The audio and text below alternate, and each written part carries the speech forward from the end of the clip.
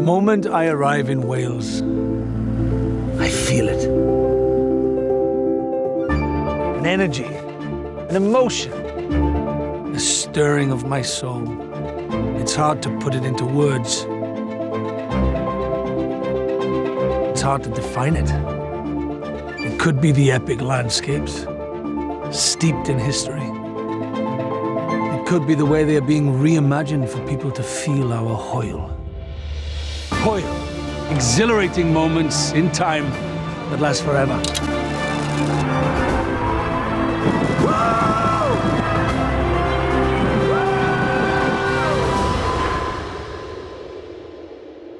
This is Wales. Check in.